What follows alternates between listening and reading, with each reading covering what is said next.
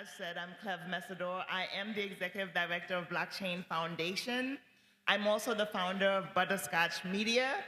Butterscotch Media is the only platform that focuses on inclusion in crypto.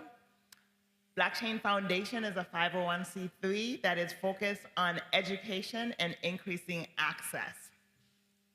I'm thrilled to be here. I've been coming to this conference since the very first one. I think I did miss one, but this is my sixth since I missed one. But like many of you, I look forward to this conference where we can actually have this Pan-African Web3 and DeFi experience. So I want to commend Sinclair and the team for not just committing to do this, but to do this every year, because it's difficult. It is not easy, and as you know, it's like herding cats, getting people together. So, the people who every year come together to pull this together, it's a labor of love. But I want to talk to you today about policy. I'm changing the conversation a little bit because right now, as you know, blockchain and cryptocurrency, Web3 and DeFi, the future is unknown for a lot of reasons. So I've been working in this space for over almost 7 years now. I previously served in the Obama administration and worked on Capitol Hill. The policy conversation has grown tremendously. My organization, Blockchain Foundation, is the sister entity to the Blockchain Association, the largest lobbying entity in Washington, D.C., focusing on policy. Today, we have several bills moving through Washington. Not one of them focuses on financial inclusion or capital formation. However, they all focus on consumer protection. Consumer protection says the earliest and largest adopters of blockchain cryptocurrency, Black, Latino, Indigenous communities, need to be protected from the space that they created. Financial inclusion and capital formation is about how do we create access and opportunity and resources for workforce development, entrepreneurship, small business growth. Make no mistake that come January, whoever occupies the White House, there will be a reset for crypto. It's gonna be a reset. Now, for me, what I care about is what does that reset means for diverse communities across the crypto industry. The data continues to show that the largest holders of cryptocurrency are Black, Latino, and Indigenous. The data even shows that the crypto voter everyone talks about is Black, Latino, Indigenous, and young. But that's not what's reflected in the hearings in Washington. That's not what's reflected in the media. 2 weeks ago, Congress had the first DeFi hearing. Believe it or not, we've been talking about crypto forever, but there hasn't been a DeFi hearing. Nor has there been a hearing on inclusion, but that's another story. But during the first DeFi hearing about 2 weeks ago, one of the things we heard consistently from Democrats was that decentralization does not exist. That this industry is essentially controlled by a handful of wealthy CEOs. So how can that be decentralization? That narrative makes sense when they don't see you. They don't see the large Latino community that's building on this technology.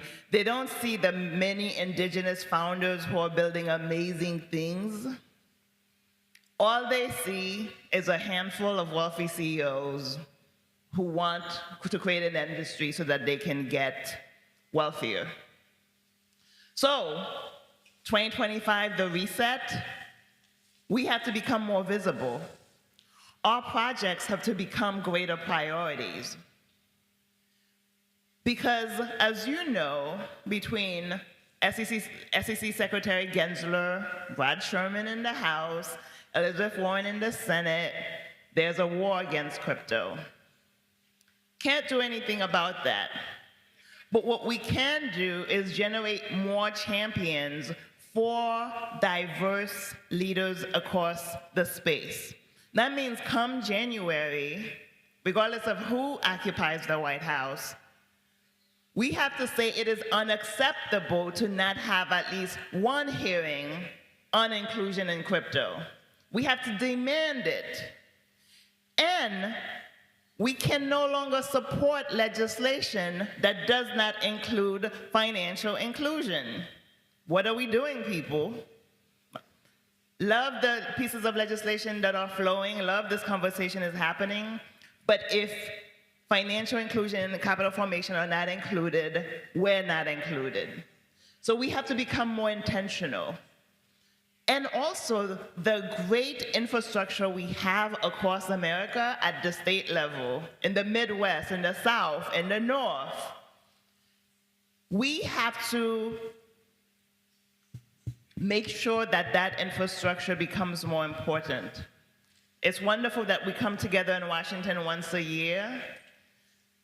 How are you connecting with members of your state legislature? How are you connecting with your member of Congress? Do they know the diverse crypto community within that community? Right? I can guarantee you that the people who come to Washington, who lobby Congress, who talk about what they need in crypto, they're talking about a lot of things. Is it a commodity? Is it a security? When can we get rid of Gensler? What's market structure like?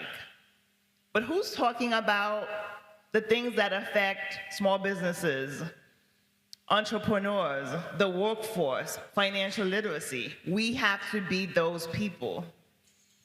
So if it's Kamala, many of you know people in the Obama administration, in the Biden administration. I served in the Obama administration. Just check in with your person and say, hey, I work in crypto. If you guys need anything, let me know. That's all you need to do. Because we have to become more visible, because right now we are invisible figures. And there's going to be a pivot for the industry. I don't want to alarm anyone, but everyone here works in the crypto native space, right? You're focused on decentralization, you're in the permissioned blockchain purview. Well,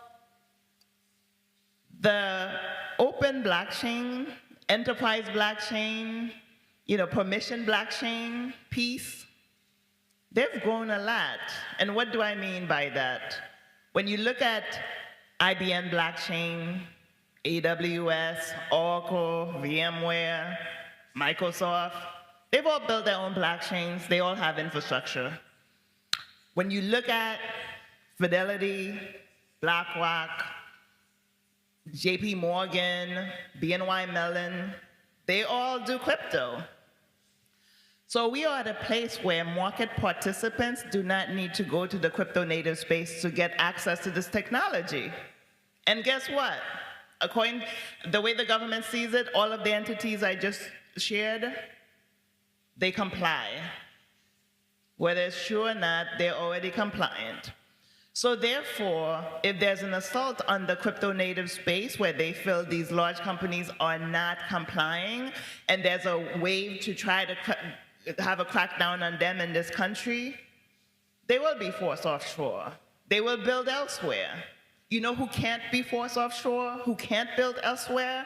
Who, when whatever infrastructure you've built here is deemed non-compliant, who can't just magically go to Singapore and build, is diverse leaders in crypto. So what can we do? A group of us, we are working on a letter that will go to the Harris Walls campaign. The open letter will talk about the terms of engagement. Let's be honest, the majority of us are Democrats. We may not be happy with the Democratic Party, but we need to make sure that Kamala Harris and Tim Walz know what we want. And what is that? before November 5th, which is Election Day, we need the Harris Walls campaign, their tech policy team, their economic team, we need them to meet with Black and Latino leaders.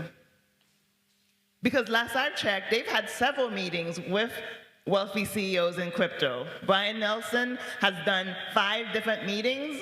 We're not hiding. We want a meeting because we need to talk about what the campaign's policy looks like as it pertains to Web3 and DeFi.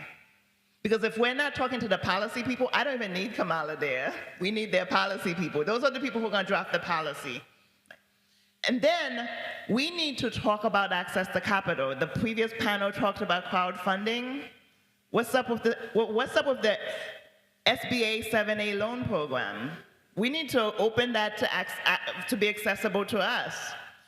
That is a choice financial, access point.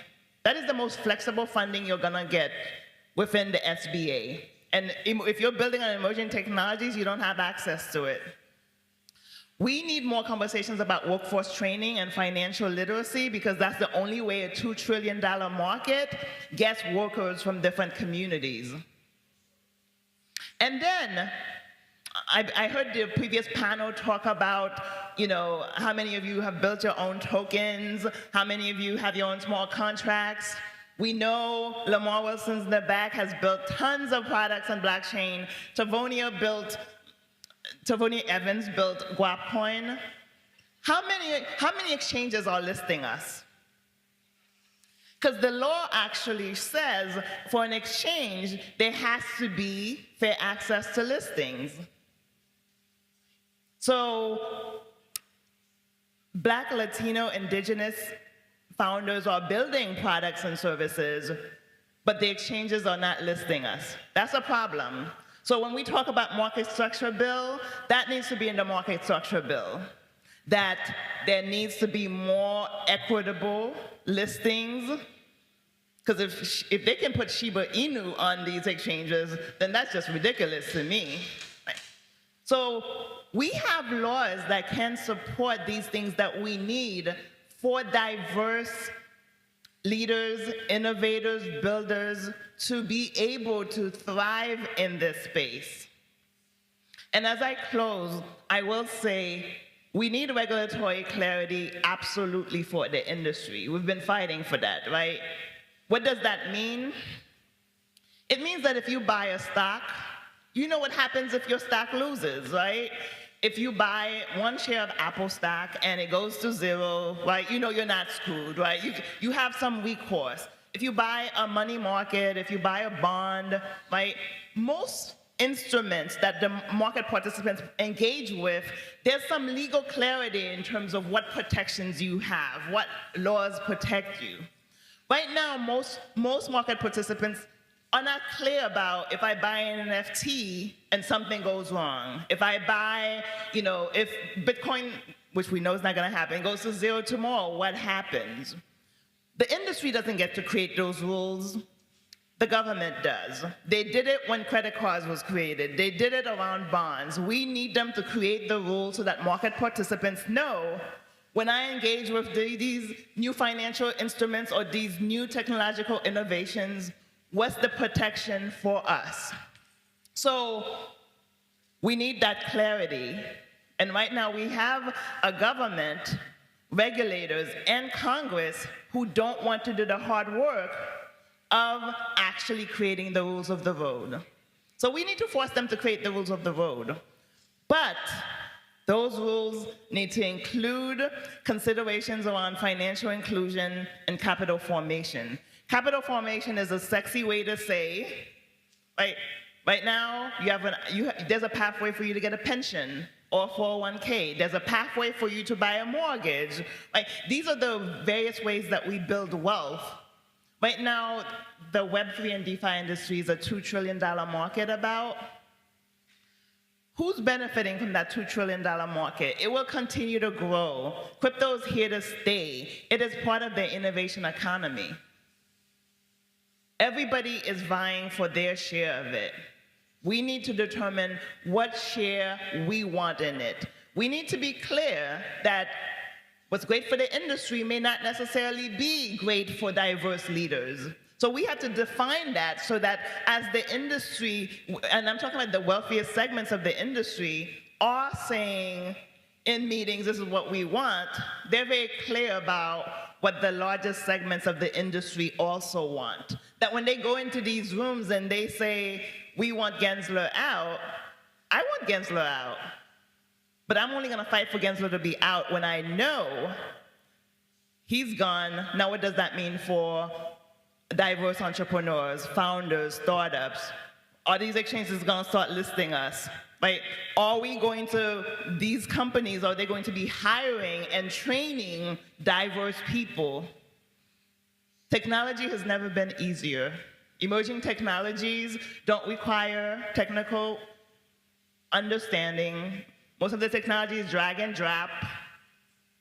That means communities get greater access. That means no greater time can a working mom be a virtual employee at one of the biggest technological companies. We have to make sure that's accessible to the working moms across Black, Latino, Indigenous communities. On that note, I will end there. I'm happy to talk, but just so you know, decentralization means we don't need one leader. We don't need two. That we can all be the voice for change, the advocates, to make sure that the future of Web3 and DeFi is inclusive, and that diverse founders and builders will also benefit from that future. Thank you, and enjoy the rest of the conference.